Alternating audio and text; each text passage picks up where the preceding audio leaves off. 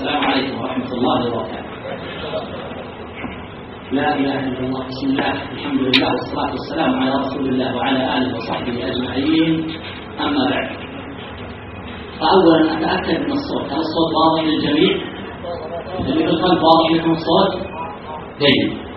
أنا طلبت من الإخوان أن يحضروا بعض الجوائز، حتى إذا ما سألنا في أثناء المحاضرة وأجاب بعضكم إجابة صحيحة يتفضل هنا لأخذ جائزته، وها نحن ننتظر الجوائز. وقفات مع الشباب، وأرى أمامي شبابا وشيبا، فهل الموضوع يشملهم جميعا؟ نعم. كما أن سنوجه الحديث للشباب سنوجه الحديث لولي أمر الشاب، لصديق الشاب، لأخ الشاب، بل أظن أن هناك مجال لحضور النساء، أو هذا خاص بالرجال؟ ما في مكان ثاني للنساء؟ فقط للشباب. على كل حال، رب مبلغ أو عام سامع من استفاد فائدة ينقلها إلى أهله. أول ما أبدأ به مستعينا بالله سبحانه وتعالى مجموعة من الحكم المختصرة اللطيفة أقولها لكم ونتأمل فيها ونطبقها على واقعنا. لكن أول حكمة أقولها لكم هي الحكمة القائلة: حكيم من ينطق بالحكمة، وأحكم منه من قل. حكيم من ينطق بالحكمة، وأحكم منه من يعمل بها. لأن ليس المهم أن تنطق بالحكمة أو تقرأ الحكمة، المهم أن تعمل بالحكمة، أن تتمثل الحكمة. خذوا هذه الحكم.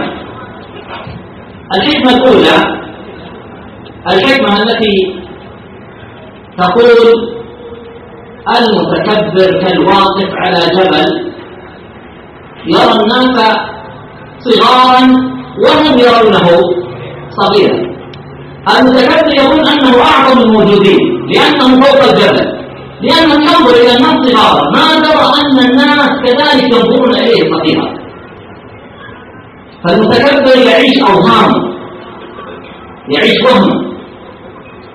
في حكمة ثانية جميلة عن المتكبر تقول: المتكبر مثل الطائر، كلما ارتفع وتعالى عنك كلما صغر في عينك، وإذا تواضع لك ونزل كلما كبر في عينك. فيظن المتكبر أنه بتكبره يفرض احترامه على الناس، ما درى أنه بتكبره يكسر الناس، لأن الناس بطبعهم يحبون الإنسان المتواضع، الإنسان المتواضع الذي يسلم على الجميع، على الصغير وعلى الكبير، ويبتسم في وجوه الجميع، ولا يجد غرابة أن يكون في وسط المجلس، في نهاية المجلس، في أول المجلس، متواضع. أعظم من مشى على وجه هذه البسيطة النبي صلى الله عليه وسلم، وكان يمكن أن تهيأ له زهرة الحياة الدنيا، ومع ذلك يركب أحيانا على الحمار. ويحدث معه بعض الصحابة: يؤتى بالطفل الصغير الرضيع فيوضع في حجر النبي صلى الله عليه وسلم فيبول الصغير في حجر النبي صلى الله عليه وسلم، فيخلق والداه فيطمئنهم النبي صلى الله عليه وسلم ويطلب بشيء من الماء ثم يصبه على هذا البول. أدخل رجل على النبي صلى الله عليه وسلم فأصابته رعدة، يظن أن النبي مثل الملوك، يظن أن النبي مثل الزعماء، يفرحون أن يكون لهم هيبة ترعب قلوب الناس، فأصابته رعدة. فقال النبي صلى الله عليه وسلم: لم ترع، إني لست بملك، إنما أنا ابن امرأة من أهل مكة كانت تأكل القديم، تأكل اللحم المجفف. أنا نبي ولست بملك. يقول له: أنا لست بملك، أنا نبي. والله عز وجل أوحى إلى النبي صلى الله عليه وسلم ولأمته من بعده أن تواضعوا، وأن من تواضع لله رفعه. من الحكمة القائلة: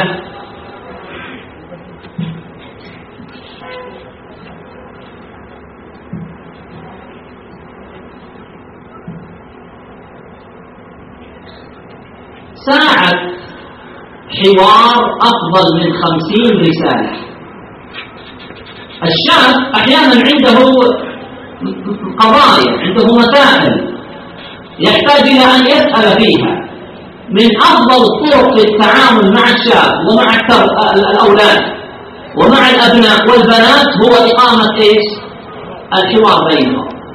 بدلا من أن تقول لولدك صلي وفقط، قل له: يا ولدي، لماذا لا تصلي؟ ما يضرك لو ذهبت إلى المسجد فصليت ركعتين.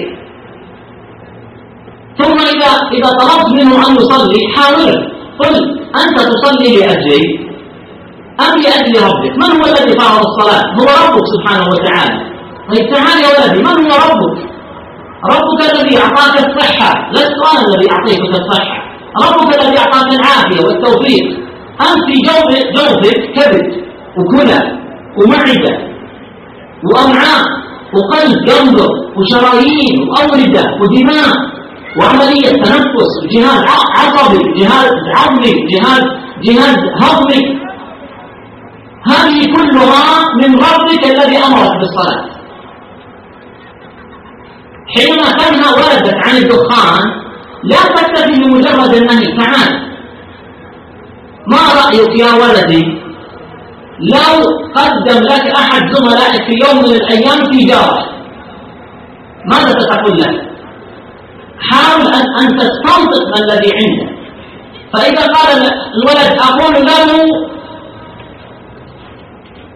أنا لا أريد هذه التجارة، اسأله سؤالا ثانيا: لماذا تقول له هذا الكلام؟ لماذا لا تأخذ التجارة؟ حتى يبدأ يناقشك في هذه المسألة، فيقول: أنا لا أخذ التجارة لأنها ضارة بصحتي، ضارة بديني، ضارة بالجو العام، ضارة بأخلاقي، ضارة في العلاقة ما بيني وبين ربي سبحانه وتعالى. ممتاز، فتطمئن أن ولدك ترك الدخان عن قناعة، لا لمجرد أنك أمرت ونهيت. جزاك الله خير. الآن كل واحدة ولا كل واحدة فيها مجموعة؟ جزاك الله خير. انزلها بس حتى أرضي. أحيانا بعض الأزواج في البيت ما عنده إلا الأمر والنهي. حتى لو أراد الولد أن يتحدث معه أو الزوجة أن تتحدث معه يقول بهذه العبارة: أنا رجل البيت. صحيح أنت رجل البيت، ولا أحد يتكلم في البيت ويأمر وينهى إلا أنت. نقول هذا خطأ. أنت تأمر وتنهى، لكن فيه مجال للأخذ والعطاء والسؤال والجواب والنقاش. الآن أيهم أوفر عقلا وأسد رأيا، أنا أو أنت أو الثالث والرابع أم النبي صلى الله عليه وسلم؟ النبي صلى الله عليه وسلم. ومع ذلك كان النبي صلى الله عليه وسلم يشاور أصحابه: ما عندكم؟ أشيروا علي أيها الناس، فيتكلم أبو بكر. أشيروا علي أيها الناس، فيتكلم عمر. أشيروا علي أيها الناس، فيتكلم الأنصار رضي الله تعالى عنهم وأرضاهم. وهو النبي الذي ينزل عليه الوحي يقول للصحابة: أشيروا علي أيها الناس. ويستفيد من زوجته أم سلمة رضي الله تعالى عنها وأرضاها في قصة صلح الحديبية. فكذلك الإنسان لا يستبق برأيه. نقول للشباب: أخ ناصح خير لك من 1000 مادح. من يعيدها؟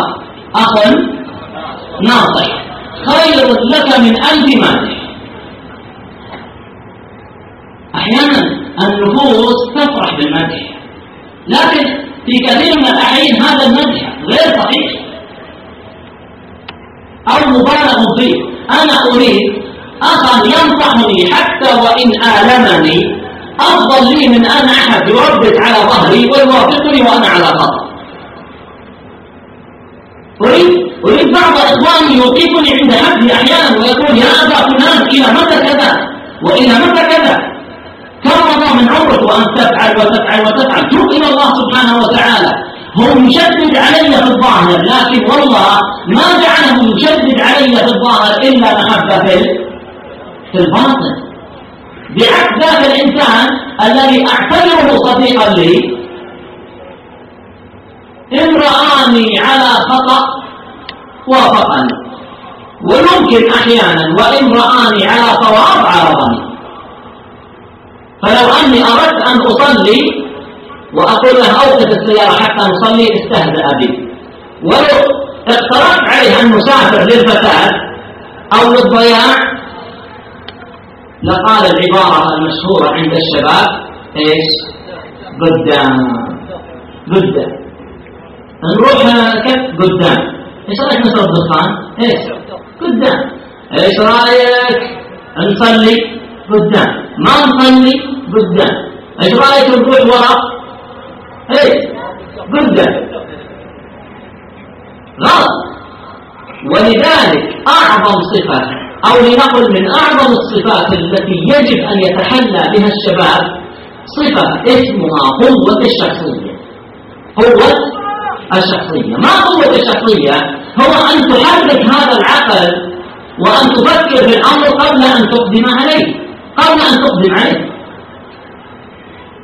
الآن الرجل الحكيم لما سئل من أين أخذت الحكمة، قال: أخذتها من الرجل الأعمى. ما الذي يفعله الرجل الأعمى حتى أخذ منه هذا الرجل هذه الحكمة؟ الذي يفعله الرجل الأعمى أن معه عصا، قبل أن يخطو خطوة إلى الأمام ماذا؟ يختبر الطريق بعصاه. في حفرة يرجع، في جدار يرجع، في سيارة يرجع أو يغير الطريق. يقول هذا أنا أفعل بعقلي مثل ما يفعل الأعمى بعصاه. جاء أحد زملائي قال لي: نذهب إلى المكان الفلاني، ما أوافق دائما. أين هذا المكان؟ لماذا سنذهب إلى هذا المكان؟ من هناك في هذا المكان؟ ماذا سنفعل في هذا المكان؟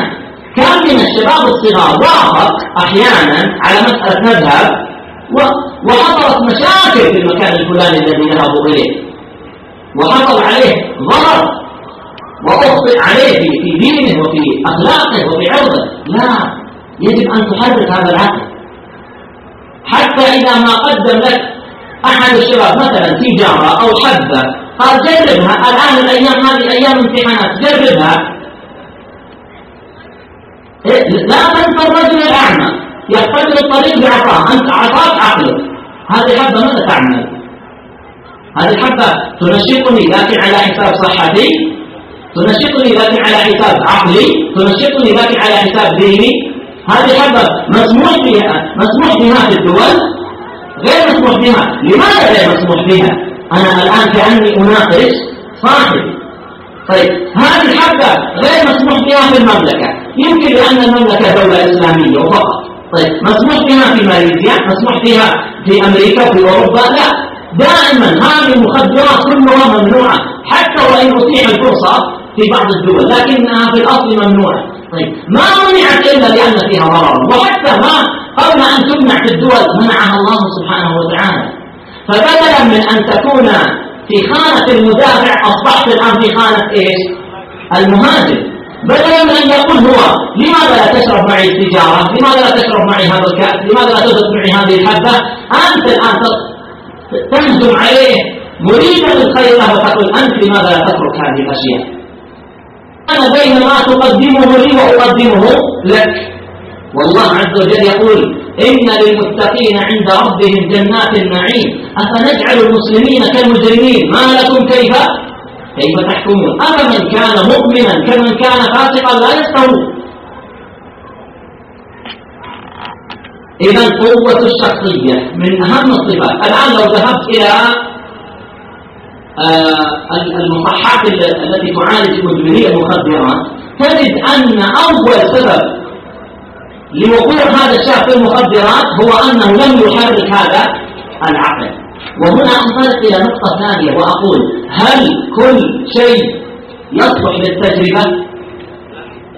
أجيبوا يا جماعة، ما هو كل شيء يصلح للتجربة. لو قال لك واحد من الشباب: أنت دائما تشرب مثلا عصير برتقال، فقال لك: ما رأيك هذه المرة أن تجرب عصير مانجا؟ أو عصير مثلا كوكتيل مشكل، هذا يصلح للتجربة ولا ما يصلح؟ يصلح للتجربة، لأن الأمر فيه إيش؟ هين. لكن لو قال لك واحد تعال ما رأيك أن تجرب هذه السيجارة من الحشيش، هذا يصلح للتجربة؟ ما يصلح للتجربة. لو قال واحد أنا أصعد أعلى عمارة في أبها، إيش أعلى عمارة في أبها؟ البنك الأهلي اللي قريب من سوق الثلاثاء، قال بصعد أعلى عمارة في أبها وأحضر معي شمسية وأسقط من أعلى أشوف هل الشمسية يعني تعمل كالباراشوت أو لا. يصلح للتجربة هذا؟ وهل سنخبره بنتيجة التجربة؟ هل سنخبره بنتيجة التجربة؟ لا. ليش؟ لأنه سيموت.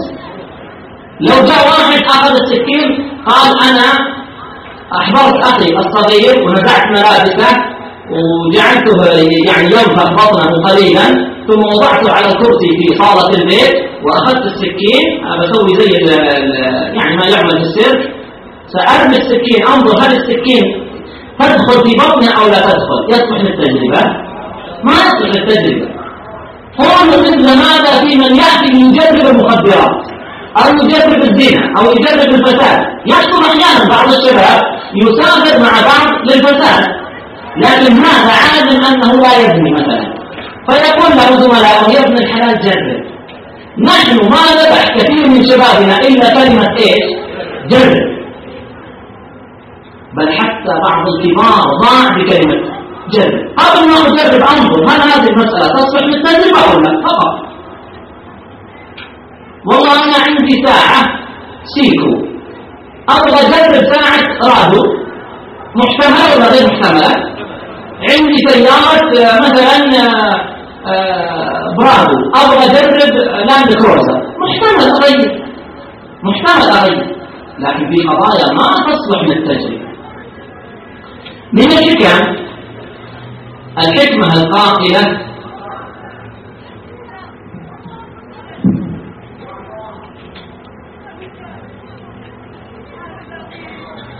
لا إله إلا الله لا إله إلا الله.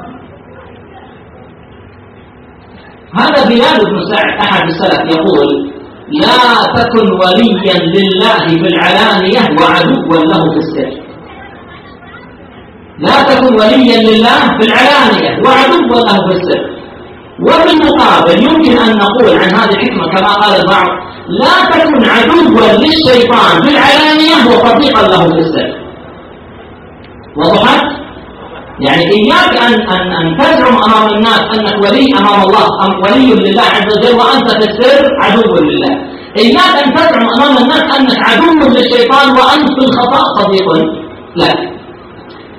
من الحكم كذلك الحكمة التي تقول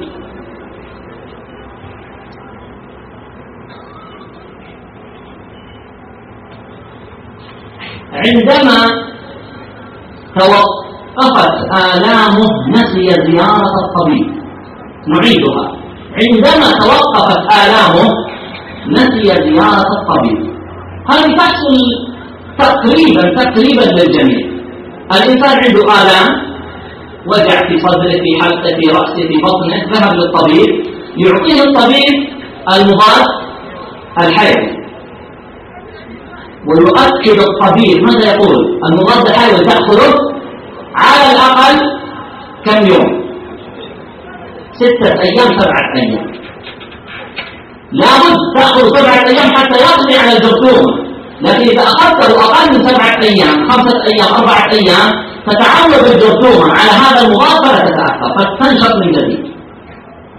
ما الذي يحصل عند كثير منا؟ نأخذ الدواء أول يوم، ثاني يوم، بعد ثاني يوم تبدأ الآلام تخف، ماذا نفعل؟ نرمي الدواء.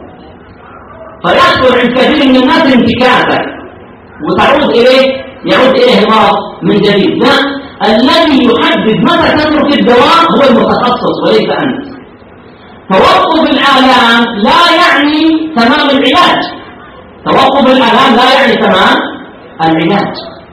فكذلك في حياتنا كذلك في حياتنا يجب أن لا ننظر فقط إلى مجرد الآلام، بل نغوص في الأعماق لنعالج الأساس، ما نعالج الأوراق، نعالج أساس الشجرة. من الحكم كذلك الحكمة القائلة: من يسرق العجل سيسرق بقرة. وأنا أزيد وأقول: ومن سيسرق بقرة سيسرق حظيرة البقر كلها، ومن سيسرق بقرة ربما يوم من الأيام يسرق بلدا كاملا. يا أيها الذين آمنوا لا تتبعوا خطوات الشيطان. هذا الذي تهاون فسرق علبة ماء سيتجرأ بعد أسبوع أسبوعين يسرق كرتون ماء، بعدين ربما يسرق المصنع كاملا ثم يتعود. هذا الذي أخطأ على إنسان بضربة خطأ هكذا تجنن، ربما يأتي يوم ويخطئ على دمه وعلى عرضه إذا تسوه معه. ولذلك من كان ضررا على واحد فترك يمكن أن يكون ضررا على 1000. والله عز وجل يقول: من أجل ذلك كتبنا على بني إسرائيل أنه من قتل نفسا بغير نفس أو فساد في الأرض نفسا فكأنما قتل الناس جميعا. لماذا؟ لأنه أصبح ضررا على واحد فتسوه معه، فرأى أن الناس كلهم يجب أو يمكن أن يخطئ عليه. فما يتساهل، لا يتساهل الشاب مع نفسه ولا ولي الأمر مع الصغير. يأخذ أحيانا الولد الصغير من جيرانه عندما ذهب ليلعب معهم يسرق مثلا لعبة، هذه اللعبة يمكن بنصف ريال. هل أتساهل معه؟ لا، أبين له أن هذه اللعبة ليست حقا لك، حتى لو قال أبي هذه بنصف ريال وليست جديدة، حتى لو كانت، حتى يأذن لك، لأنه إذا أخذ في هذا اليوم لعبة بنصف ريال سيسرق غدا بنفس المنطق لعبة ب50 ريالا، ثم بعد فترة ربما لا ينتظر حتى يذهب إليه بل يأتي من غير الباب. فلا نتساهل مع هذه الأمور. مثل القضية بالنسبة للشباب، لا تتساهل في البدايات، لا تتساهل في البدايات. الذي الآن بعد من وقع في الدخان بعضهم يشرب بكتين 3 بكتات. لو رجعت يعني لو يستطيع الإنسان يرجع بالفيديو حتى ينظر أول يوم شرب فيه الدخان تجد أنها كانت سيجارة واحدة أو أقل من سيجارة، بل كانت البداية جلت مع المدخنين واستمر هذه القضية وبدأ يشرب الدخان عن طريق الدخان السلبي، الشرب السلبي. ثم بعد فترة أخذ سيجارة، نصف سيجارة، بعد فترة معه بكت، بعد فترة معه ايش يكثر من البكت؟ كرز، أصبح كرز كامل. لا إله إلا الله. من الحكم: الأرباح اليسيرة تصنع الثروات الكبيرة. خذوها قاعدة في حياتكم: الأرباح اليسيرة تصنع الثروات الكبيرة. يعني كما أن هذا البناء أصله بلوكة مع بلوكة مع بلوكة مع بلوكة حتى قام البناء، كذلك أنت حتى تصل إلى نهاية المطاف إلى ما تريده تحتاج إلى درجات. ما تستطيع بين عشية وضحاها تضغط زر تصبح طبيبا، تصبح مهندسا، تصبح تاجرا، تصبح قويا، ما تستطيع. الله سبحانه وتعالى وهو القادر على كل شيء خلق السماوات بكم وما بينهما والأرض في 6 أيام، مع أنه قادر أن يقول كوني سماء فتكون، كوني أرضا فتكون، كوني ما بين السماء والأرض فيكون. لكن الله عز وجل يعلمنا أن السنة أن يأتي الإنسان الأمور بالخطوات، بالرفق، بالتطور. الله سبحانه وتعالى قادر أن يخلق الإنسان ما هو في 9 أشهر، في 5 دقائق، في دقيقة واحدة، بمجرد أن تحمل المرأة من المجد يولد هذا الإنسان. لكن هي تعويد وتربية للإنسان على أن الأمور تأتي بالتدرج والتطور والسير خطوة خطوة. كذلك من الحكم التي أقولها للشباب،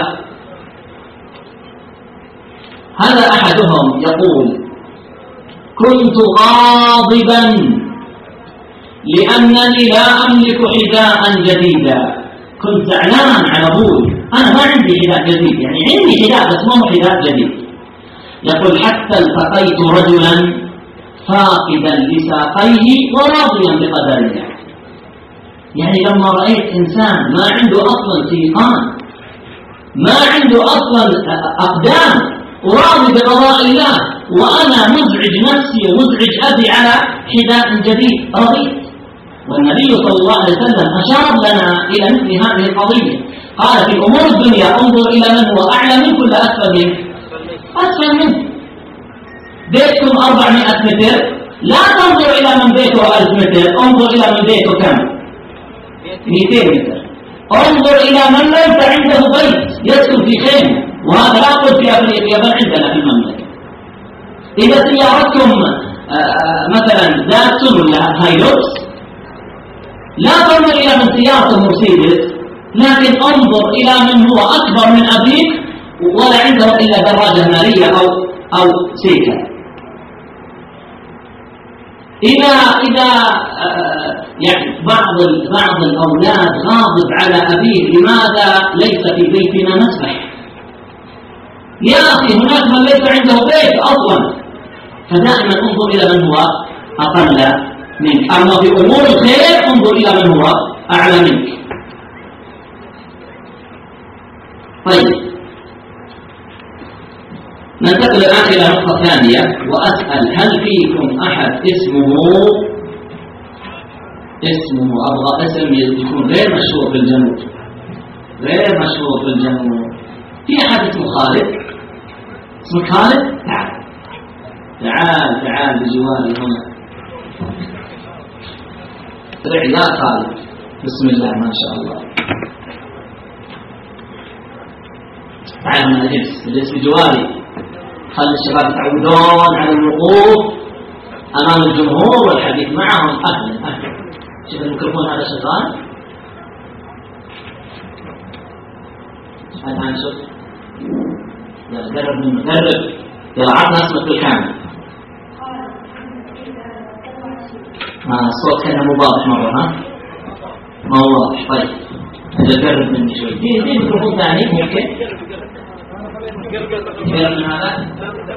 لا ما أظن. يلا أعرف. خالد محمد سيد عارف عبد الله علي. خالد إيش؟ قلت لي خالد إيش؟ محمد. في غلط بسيط أخطأ فيه بذكر اسمه. المفروض يقول خالد إيش؟ بن. أعرف مرة ثانية. خالد بن محمد بن سيد بن عارف بن عبد الله بن نسيب. أحسن ما شاء الله. الشجرة كاملة ما شاء الله. يعني أنت أبو محمد. الله يوفقك يا رب ويسعدك. كم عمرك؟ 14 سنة. ما شاء الله ما شاء الله. في أي سنة دراسية أنت؟ أول متوسط. ما شاء الله ما شاء الله تبارك الله. طيب أبى أسألك بعض الأسئلة. أهم صفة تتمناها في زوجتك في المستقبل إيش؟ خلينا إذا حول اختبارات في الزمان. الرضا بما عندها، تكون راضية يعني مقتنعة بما عندها. جيد ممتاز. تقدر الأمور وكلام عميق ما هو سهل. هل لازم تصير غنية؟ والله حسب اللي كتب ربي، كل شيء مكتوب عند الله. أحسن. لكن إذا كانت يعني مو غنية مرة ما يخالف، إن شاء الله بس أخلاقها طيبة وزينة وكذا. جمال وروح. يا حبيبي والله الذي يتحدث وأن الجمال جمال الروح. عاد إن شاء الله إذا كبرت نتأكد منه. وأنت تقول لها أبغى جميلة يا ولدين، تقول جمال الروح. هذا كلام لما يكون صديق ما هو شيء. أبعته مسجل ترى الكلام هذا. ما هو إذا كبرت معك أهلك أطلب بنت فلان إنها حلوة وشعرها وعيونها غير شكل ورجال. خلاص توكلنا على الله. طيب اذكر لي 3 أشياء تساعد على القيام بصلاة الفجر. 3 أشياء. المنبه صح. قراءة سورة الكهف ومن النية بالوقت الذي الكهف هل تقرأ يوم الجمعة فقط، لكن قراءة تبارك وردت أحاديث، أو على الأقل قراءة آية الكرسي وآخر آيتين من سورة البقرة. جيد. كذلك كان قلبه متعلقا بصلاة الفجر فسيقوم. جيد. ما دام نية صادقة الله يعينه. المشكلة اللي نايم وحاط في باله انه ما يقوم، هذا ما يقوم. لان الله عز وجل يقول والذين جاهدوا فينا لنهدينهم سبلنا والله يعلم ما في قلبك. هذا انت ناوي او غير ناوي في الحقيقه. يعني بعضهم يقول لوالده مثلا او لامه يوم صحيني الفجر، لاحظوا يا احبابي صحيني الفجر بس ببرود، يعني ما هو عازم فعلا لكن للدوام يكرر عليها عشرات، يوم صحيني ترى والله المدير زعلان علي، يوم كذا يوم كذا، يكرر عليها كثيرا. نريد مثل هذا التكرار صلاة الفجر. طيب خالد، تعرف اللعبة هذه من 1 حتى 20 واللي يصل رقم 20 الأول هو الفائز؟ تعرفها؟ تعرفها؟ أعيدها لك. نعد من 1 حتى 20. من 1 حتى 20 أنا أقول 1 2 رقم أو رقمين، هو يكمل رقم أو رقمين، أنا أكمل رقم أو رقمين حتى نصل 20. الذي يكون من نصيبه رقم 20 هو الفائز. فمثلا أقول أنا 1 أو 1 2، هو يكمل 2 أو 2 3. إذا قلت أنا 3 يقول 4 أو 4 5، أنا أقول 6 أو 6، هو يكمل. لكن ما يقول 3 أرقام، ما يقول 3 4 5 5 6 7، لا بس رقمين أو رقم. من يكون رقم 20 من نصيبه هو الفائز. أبدأ أو تبدأ؟ جرب الميكروفون إليك. 1 2 3 ما شاء الله 4 5 6 7 8 19 11 12 13 14 15 16 17 18 19 20. ايوه احنا قلنا رقم او رقمين. عرفت اللعبتين؟ يلا نعيد. اللي يكون رقم 20 من نصيبه هو الفائز. يلا عشان اعطيك جائزه. تفضل ابدا انت. 1 2 3 4 5 6 7 8 9 10 11 12 13 14 15 16 بسرعه 17 18 19 الحمد لله. مرة بس عليك، اللهم لك الحمد. لا ما الله يهديكم. الميكروفون هذا غشاش. أنا نتكلم هنا شيء يطلع في السماعات ثاني. نعيد آخر مرة، يلا آخر مرة عشان تصير يعني خلاص، لأن هي اللي تو حقة الذهاب وهذه حقة إيش؟ الإياب. عاد هذه الأخيرة خلاص. يلا بسم الله. وش اسمك أنت؟ خالد. أنا الشمراني. عرفتها اللي بالنصر اللي على الاسم الإحداث. يلا ألعب. هاي بس يلعب. يلا 1 2 3 بسرعة 4 5 6 7 8 9 10 11 12 13 14 15 16 17 18 19 27. الحمد لله الحمد لله. شوف يعني الحمد لله الحق يتبين ولو بعد حين. والله من الحق ما فات علي قبل شوي، من الحق تعال ما يجوز. تمام عليك خلاص، خذ جائزتك. طيب روح يا حبيبي خذ الجائزة. أبغى معنا أحد مصري من مصر؟ من مصر؟ تعال تفضل.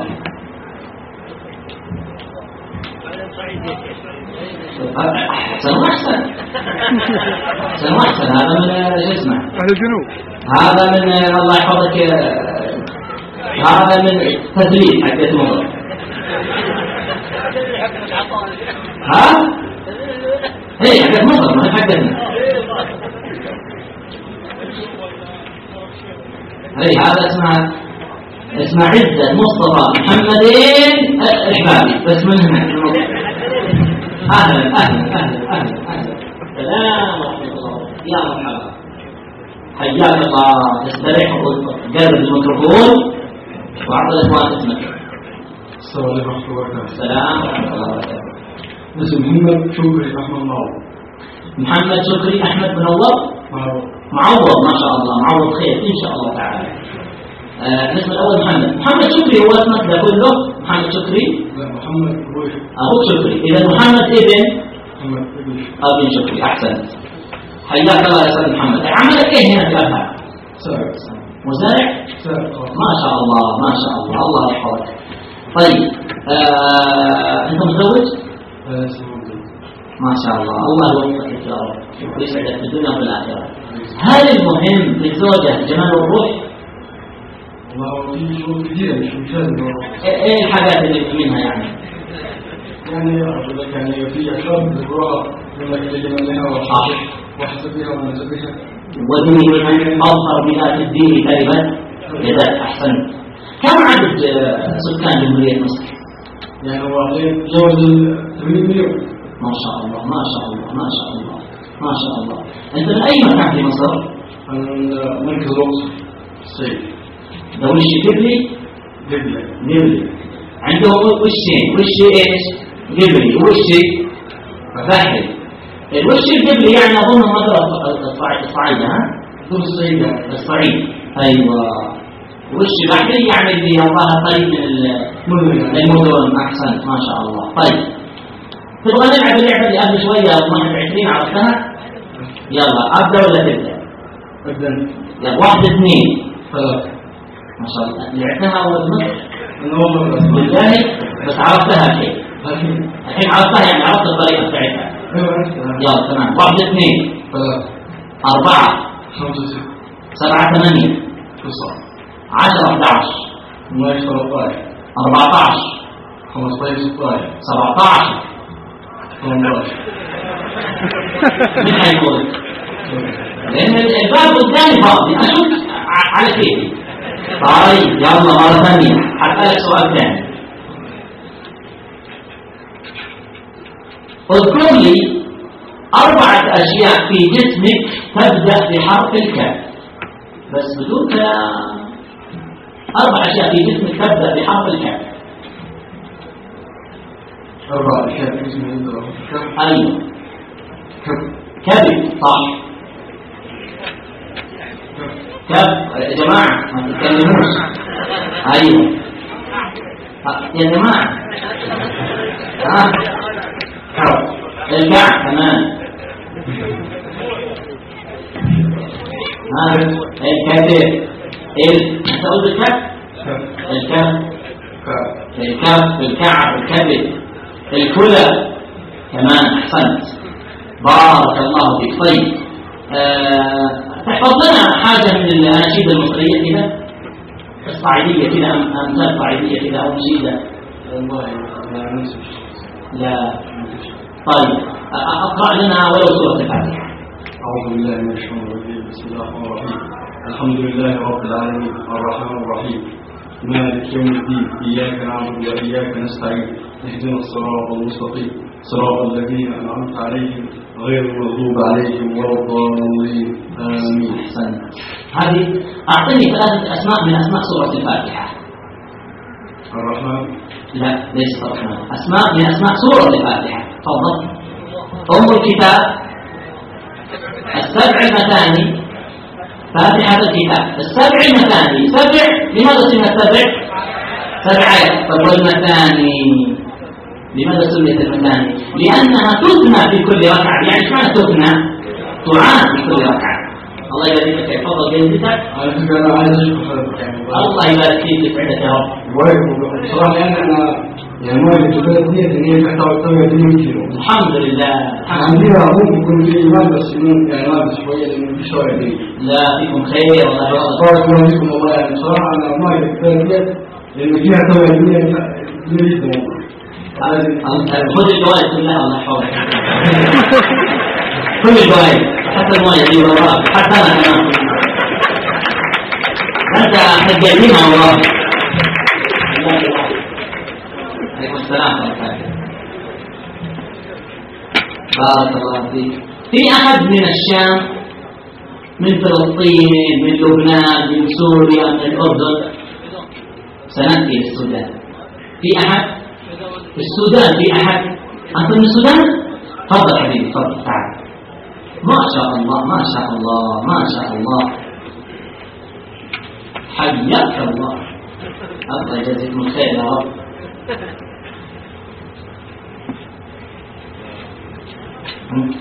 الحين تجدون يقول من استراليا خلاص هل في أحد من عجبك الإشعار؟ أهلا حياك الله. اسمك للجمهور. محمد بن عبد الله حسن الشيخ الجنة. ما شاء الله ما شاء الله. حياك محمد. كم عمرك؟ 15 سنة. ما شاء الله. في أي سنة دراسية؟ أول سنة. أول ثانوي. ما شاء الله. مع إنه يعني ظنيت يعني أقل من هذا المستوى الدراسي. أنت أكبر إخوانك؟ لا ما شاء الله تبارك الله. من زمان في السعودية؟ ما شاء الله. إذا أنت يعني السوداني والسعودي. كذا في السابق كانوا يقولون الدمشقي الواسطي لأنه إما ولد فيها أو عاش فيها. هل ذهبت للسودان؟ لا. ما السعودي من حبيبي ما ذهبت للسودان يا جماعة. موجود هنا. إذا نرجع يا حبيبي أبغى سوداني 100 لأن مولود هنا. كلامك سوداني. أيوة. يعني إذا ناداك أبوك إيش تقول له؟ قل جيدا ولا وش تقول؟ إيش تقول؟ تقول لبيك. حياك الله. طيب نسأل سؤال. في أي اذكر لي سورة في القرآن أول كلمة فيها سورة. سورة في القرآن أول كلمة فيها سورة. لا يا جماعة لا تكلموا. الملك تبارك الذي بيده الملك. ما هي الملك؟ اصبروا يا جماعة اصبروا يا جماعة. الله الصافات أولها إيش؟ والصافات صفا. لا أنا في السورة. أصبر. أول كلمة إيش؟ النور. طيب أول كلمة في سورة النور سورة أنزلناها وفرضناها. لا وين يا حبيبي؟ هذه سورة الإسراء. سبحان أولها. إحنا نبغى سورة أولها كلمة سورة وهي سورة النور. جيد. طيب نرجع لك يا أخونا محمد معك. خليك مركز. إذا قلت فعلا في هذا السؤال سأعطيك جائزتين وليست جائزة واحدة. معك 10 برتقالات 5 منها حامض و5 منها حالي. حلو. أنا أريد أن توزع هذه البرتقالات 10 على من تشاء. بس تعطي الواحد إذا اخترت أحد تعطيه واحدة أو 2 بس ما تعطيه 3. تمام. تعطيه حامض تعطيه حلو تعطيه حامض وحلو. يعني الأمر إليك. أثناء التوزيع ما تقول إيوه ولا لا. واضح؟ مثلا جرب يا حبيبي الميكروفون وحاول دائما تركز عند الميكروفون. إذا سألتك كم معك برتقالة تقول إيش؟ 10. أقول لك 10 تقول إيوه. لا تقول إيوه تقول 10. هل أنت كذا؟ تقول ماني كذا. لا تقول لا. واضح يا جماعة؟ طيب إذا قال إيوه أو لا أعطوني خبر. نبدأ. بسم الله الرحمن الرحيم. كم معك برتقالة؟ 10 برتقالات. لعبت العدد الأول؟ لا تقول لا. طبق يا عمرو ضيعنا. تجربة لا تقول لا. قل ما لعبتها. لا تقول لا ما لعبتها. لا ما نسمح. يلا نعود مرة ثانية. كم معك برتقالة؟ 10. 5 إيش؟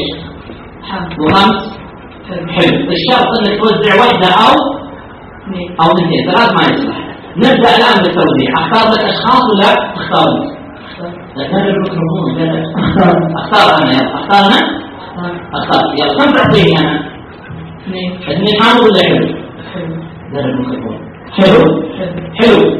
كم يبدأ من الحلو؟ بسرعة. 3 ومن الحامض يبدأ 4 ولا 5؟ وزعت شيء من الحامض؟ ما وزعت شيء. واعطينا 1 من الحلو صح؟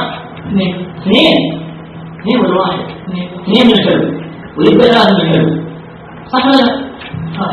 كذا خليك واضح وقوي وشجاع. طيب كم تعطي العم الكريم هذا شبك أبو مالك أبو عبد الله؟ كم تعطي مع عبد الله؟ 2 حلو. زي يعني زي بعض. زي أعطيت 2 حلو وأنا 2 حلو. صار اللي وزعت من الحلو 3. 4. لا كلم أنت 4. خلص الحلو. باقي 1. يلا كم تعطي عم الكريم أبو من؟ أبو طارق. ها طارق ما شاء الله كم تعطي؟ واحد حلو. أخطأت أنت حلو بس واحد. باقي مع شيء؟ خلص حلو؟ ها؟ قال إيوه. ما تقول؟ يعني قلت إيوه ولا ما قلت إيوه؟ تمام عليك. طيب خلص الحلو. والله تورطنا. أيوه خلص الحلو. الحين باقي إيش؟ الحامض على قلبي. طيب يلا كم تعطي نفسك؟ يلا 2 حامض. يبقى من حامض كم؟ بسرعة. 3 حامض. ها 3 حامض. أبوك معانا موجود هنا؟ مش موجود. كم تعطي؟ نرفعها في كيس وإن شاء الله نعطيها. كم تعطي؟ 1 حامض. وبيلا أبوك يا أبو 1 حامض. تعطي الناس الأغراض 2 حلو 2 حلو 2 حلو وأبوك حامض أو تحط معاه سكر. خلص حلو؟ ليش ما حطيتها قبل ما يخلص؟ خلص حلو. طيب يلا الحين كم باقي من الحامض؟ 3 من 2. أنت معطيك 1 أخذت أنت 2 حامض وأبوك 1 يعني غلط عليك. تو اعترف غلط ولا مو غلط؟ أخطأت؟ تمام عليك. وأنا صواب صح؟ صواب. إيه تمام عليك. أنا صواب صحيح بس إني غلطان مسؤول يعني صواب وغلطان. طيب تقول لي باقي 2 عاد الحين جاوبت الصلاة لو ردنا نوزعها بس نخليها بعدين. لا نوزعها الحين يلا. كم تعطي المصور الأخ المصور بسرعة والدولة 2 حامل يبدأ شيء ولا شيء. خلصت الحين كل اللعبة؟ تمام عليك والله صفر. احنا وعدناها ايش؟ اي بس ما كملتها. ياخذ جائزتين، واحد ياخذها معه والثاني ياخذها ليعطيني اياها. ايوه صح الكلام ولا مو صح؟ اي تمام. خذ 2 حلالك والله تستحق. تفضل. صارتنا السودان الاول. يا جماعه نرجع لش اسمها ربعنا. وين المصري يطلع يقول والله احنا حبيناكم ما تاخذ جوال لنا وراح. اخذ 200 يا ربع حدوا الرجال. لا يطلع له وين. طيب لا اله الا الله. ما ادري انا اشوف شيخ كبير سوداني لكن هل بالامكان ياتي؟ بالامكان تاتي؟ ماذا يقول؟ الولد. طيب سنحكي الولد لكن اصبر. نبغى واحد من استراليا. يلا تفضل. هذا تفضل. يقول لك بطلع لك 3 جوز دولة. تفضل. حياك الله. سبحان الله اشباه استرالي مرة. لا اسمع الاسم الحين رجعت الاسترالي. والله أنا خير من كل استرالي. أهلا حياك الله. الله يسلمك ويحفظك. الله يجزيك الخير ويبارك فيك. يسلك الأمور. ولا قبل شوي شاف مع براسي بس يلا. عطنا نفسك شوي كامل. What's your name؟ يعني talk about you. محمد علي من غير استراليا يا جماعة. عطنا اسم الجد محمد علي عسير. اي ما شاء الله. فعندكم عساري يا جماعة. ما شاء الله. حياك الله يا أبا علي. الله يوفقك ويحفظك. أنت في أي سنة دراسية؟ ما شاء الله كفاءة ما شاء الله. يعني 3 متوسط. وأكبر إخوانك؟ ما شاء الله يحفظك يا رب. الله يحفظك. خلينا نسألك بعض الأسئلة ونقول أعطني 3 صفات تشوفها في الشباب ما هي كويسة. ما هي في شباب القمر ولا شباب المريخ. شبابنا خلينا نكون صريحين. في 3 صفات أعطني إياها ما هي كويسة تتمنى أنها ما هي فيه. إيش؟ لا مو فيه. لا في الشباب. إيه في نظرك يعني في المدرسة تشوفها في السوق في الشارع في كذا. القصاص. اي والله القصاص. يعني حتى والله ما نبالغ انك احيانا سامحوني انك ما تدري هل قدامك رجال ولا حر وما يزعلون عليه اللي يحطون القصاص. يعني نتكلم عن الواقع. كيف؟ إذا زعل لا ما إن شاء الله يشرب مويه. إحنا قلنا قبل شوي إيش الحمار. إيه الله يوفقك ويسعدك. أي نعم. طيب إذا القصات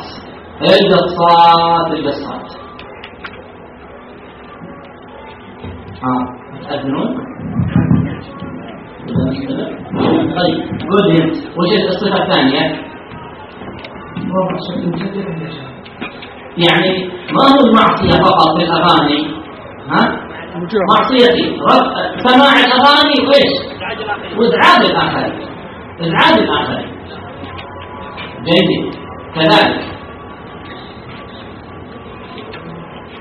كذلك الرجس في الشوارع. أحسنت. شوفوا رجس. الرجس في الشوارع هذه تحصل خاصة عند المباريات، وليتها رجس المراجل زي الأفراح وكذا. إذا رجس إيش؟ النسوان. رجس النسوان والعياذ بالله.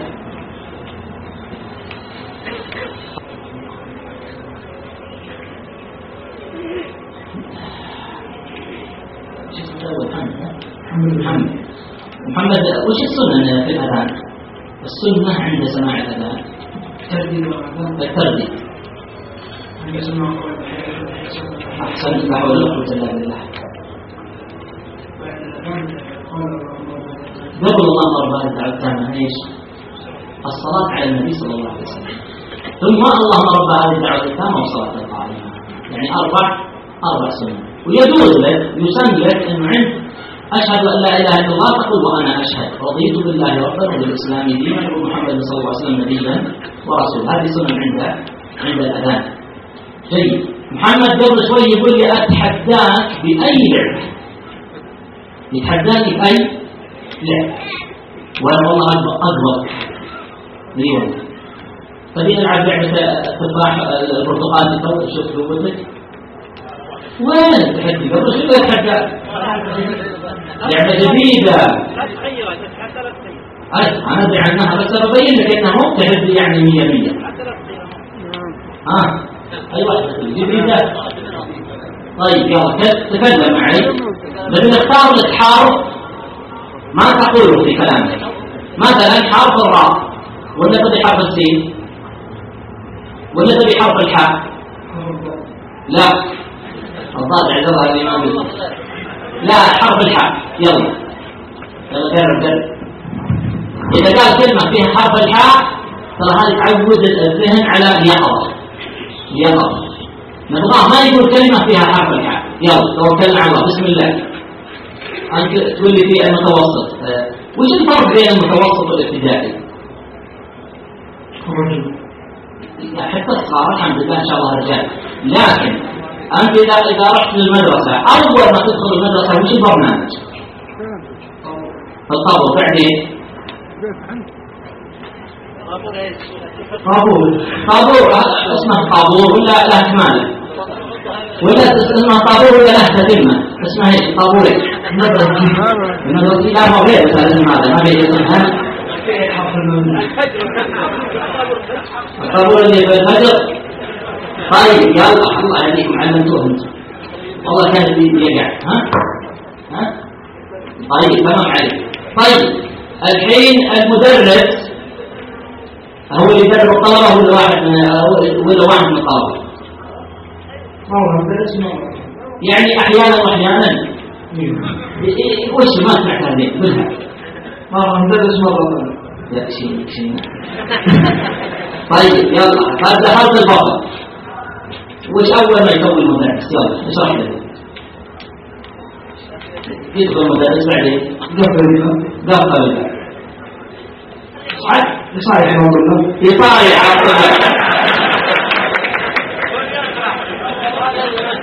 ايوه يصارع على الطريق. زين. طيب اي نعم صح. يضرب الطلاب. تمام عليك. خلاص هذه بدنا عليك فيها. طيب بسألك سؤال ثاني.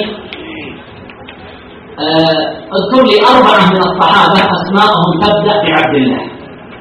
4 من الصحابة أسماءهم تبدأ بعبد الله. واحد عبد الله بن عباس. عبد الله بن عباس. الرحمن بن عوف. عبد الله أسماءهم تبدأ بعبد الله. عبد الله بن عباس صح. لا يا جماعة، لا يا جماعة، اصبر.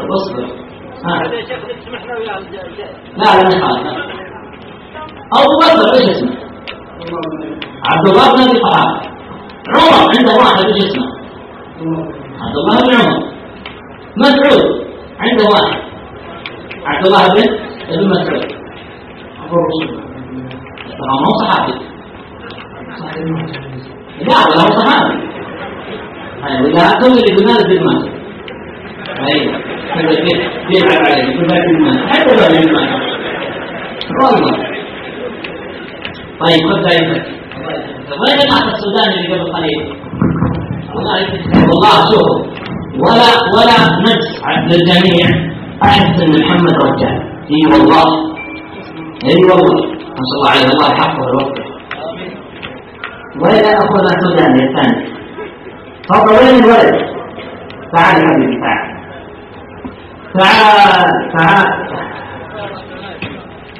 ما شاء الله.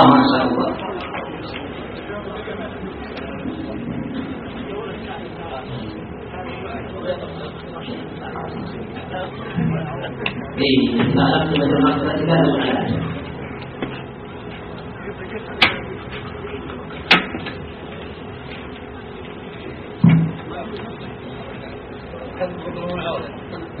حياك أهلا. وين حياك أهلا، كيف حالك؟ صار بخير؟ كان الميكروفون عظيم. أحمد بن حسن بن مبروك. ما شاء الله مبروك، اللهم لك الحمد. خلاص اسمك يكفيك. مبروك ما شاء الله مبروك. متى المولد؟ متى إن شاء الله؟ كيف الزواج؟ أيوة ما شاء الله عليك. أيوة أنت رحت السودان؟ لك مولود هنا؟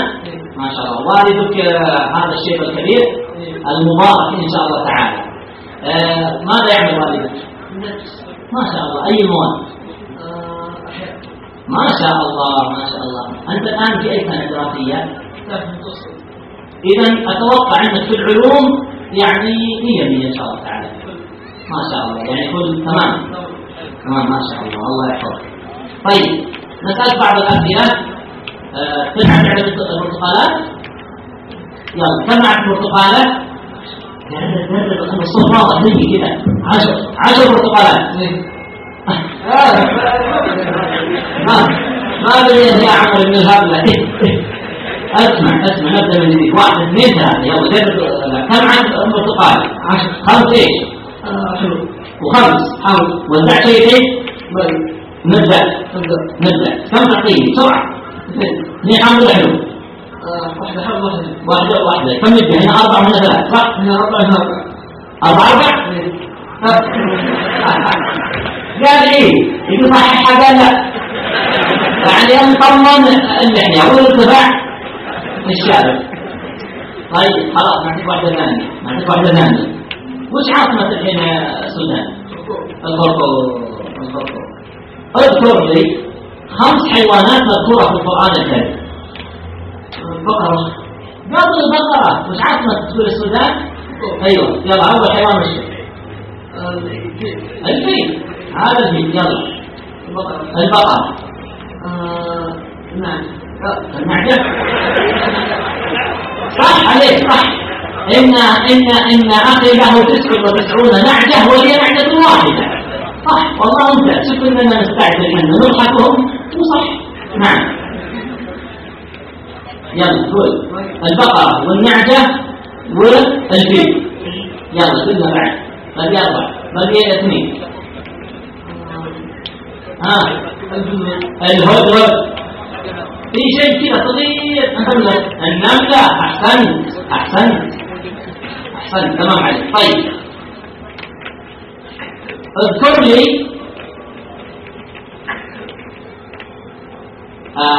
3 أعداد مذكورة في القرآن.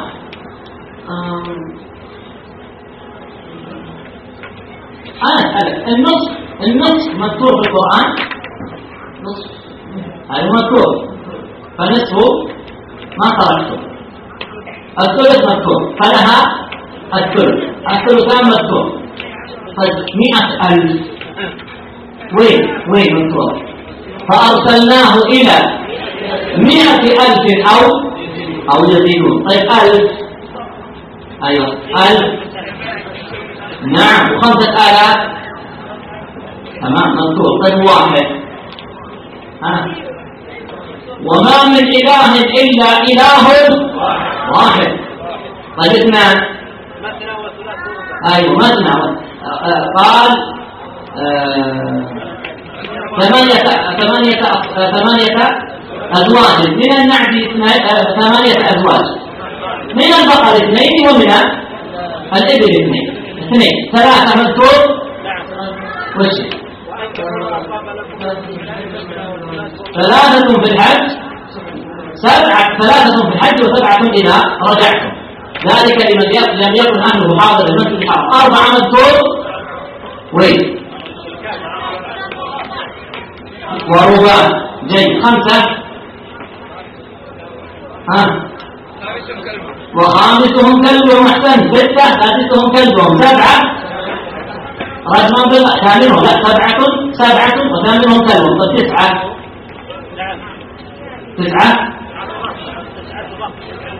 رهط. أحسنتم 9 رهط تقاسموا. طيب 10 تلك 10 والله نصاب 10 كاملة. بارك الله فيك وأسعدك الله. طيب خذ الجائزة الله يجزاك خير. الأسئلة على عدد معنا 4 دقائق تقريبا.